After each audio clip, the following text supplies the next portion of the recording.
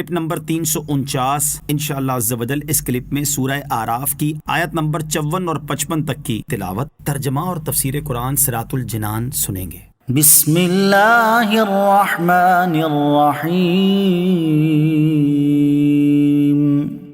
اللہ کے نام سے شروع جو نہایت مہربان رحمت والا ہے۔ ان ربکم اللہ الذی خلق السماوات والارض فی 6 ایام ثم استوى على العرش يغشي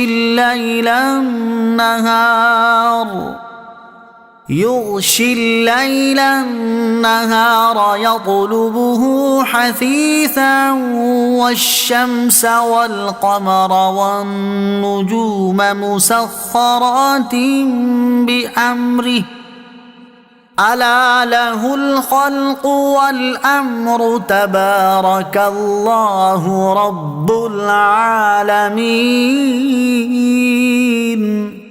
ترجمہ، بے شک تمہارا رب اللہ ہے جس نے آسمان اور زمین 6 دن میں بنائے، پھر عرش پر استوا فرمایا جیسا اس کی شان کے لائق ہے۔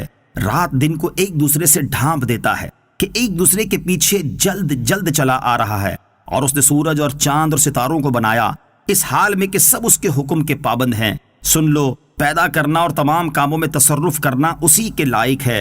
اللہ بڑی برکت والا ہے جو سارے جہانوں کا رب ہے۔ ان ربکم اللہ، بے شک تمہارا رب اللہ ہے۔ گزشتہ آیات میں چونکہ قیامت کے احوال کا بڑی تفصیل سے تذکرہ ہوا، اور یہاں سے اللہ عز و جل کی عظمت، قدرت، وحدانیت اور وقوع قیامت پر دلائل دیے گئے ہیں۔ اللہ عز و جل کی قدرت و وحدانیت کی دلیل آسمان و زمین کی تخلیق ہے کہ اللہ تعالیٰ نے آسمان اور زمین کو پیدا کیا اور 6 دن میں پیدا کیا، جیسا کہ اس آیت میں اور دیگر آیات میں فرمایا گیا۔ اگر آسمان و زمین ایک لمحے میں پیدا ہوتے تو کسی کو شبہ ہو سکتا تھا کہ یہ ایک اتفاقی حادثہ ہے، لیکن جب ان کی تخلیق ایک مخصوص مدت اور مخصوص طریقہ کار سے ہوئی تو معلوم ہوا کہ اس کو کسی اور نے وجود بخشا ہے۔ 6 دن میں تخلیق سے کیا مراد ہے؟ اس کے متعلق بعض نے فرمایا کہ 6 دن سے مراد 6 ادوار ہیں، اور اکثر نے فرمایا کہ دنیاوی اعتبار سے جو 6 دن کی مقدار بنتی ہے وہ مراد ہے۔ بہرحال جو بھی صورت ہو، اللہ تعالیٰ ہر صورت پر قادر ہے۔ ثم استوى على العرش، پھر عرش پر جیسا اس کی شان کے لائق ہے استوا فرمایا۔ استوا کا لغوی معنی تو ہے کہ کسی چیز کا کسی چیز سے بلند ہونا، کسی چیز کا کسی چیز پر بیٹھنا۔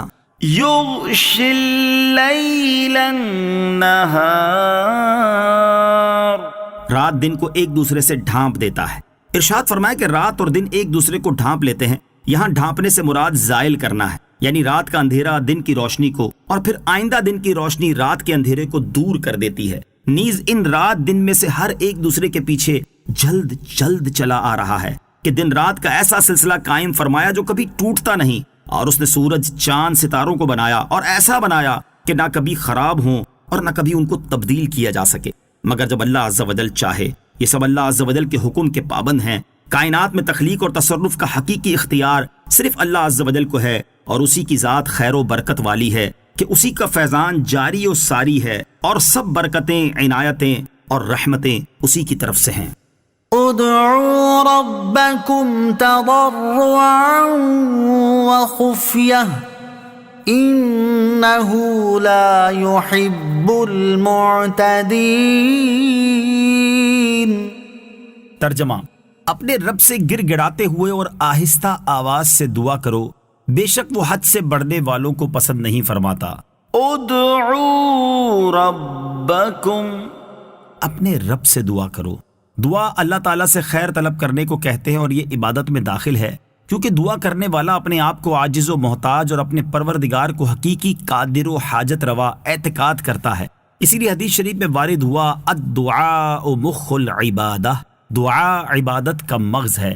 دعا مانگنے کے فضائل، اس آیت میں اللہ تعالیٰ سے دعا مانگنے کا حکم دیا گیا۔ اس مناسبت سے ہم یہاں دعا مانگنے کے 3 فضائل بیان کرتے ہیں۔ نمبر 1، ترمذی شریف کی حدیث ہے، حضرت ابو ہریرہ رضی اللہ تعالی عنہ سے روایت ہے، نبی اکرم صلی اللہ تعالی علیہ وسلم نے ارشاد فرمایا، اللہ تعالیٰ کے نزدیک کوئی چیز دعا سے بزرگ تر نہیں۔ نمبر 2، ترمذی شریف کی حدیث، حضرت عبداللہ بن عمر رضی اللہ تعالیٰ عنہما سے روایت ہے، حضور اقدس صلی اللہ تعالیٰ علیہ وسلم نے ارشاد فرمایا، جس شخص کے لیے دعا کا دروازہ کھول دیا گیا تو اس کے لیے رحمت کا دروازہ کھول دیا گیا۔ اللہ تعالیٰ سے کیے جانے والے سوالوں میں سے پسندیدہ سوال عافیت کا ہے۔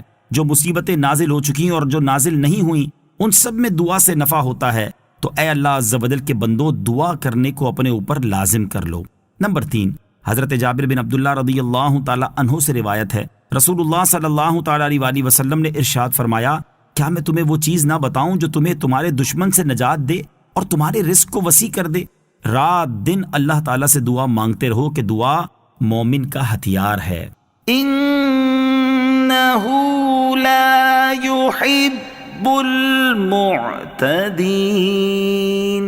بے شک وہ حد سے بڑھنے والے کو پسند نہیں فرماتا، یعنی لوگوں کو دعا وغیرہ جن چیزوں کا حکم دیا گیا ان میں حد سے بڑھنے والوں کو اللہ تعالیٰ پسند نہیں کرتا۔ حضرت ابو دعامہ سے روایت ہے کہ حضرت عبداللہ بن مغفل نے اپنے بیٹے کو یہ دعا کرتے ہوئے سنا، اے اللہ عز و جل، میں تجھ سے جنت کی دائیں طرف سفید محل کا سوال کرتا ہوں۔ تو فرمایا، اے بیٹے، اللہ تعالیٰ سے جنت کا سوال کرو اور جہنم سے پناہ مانگو، کیونکہ میں نے رسول کریم علیہ الصلوۃ والسلام کو ارشاد فرماتے ہوئے سنا ہے کہ ان قریب میری امت کے کچھ لوگ وضو اور دعا میں حد سے بڑھیں گے۔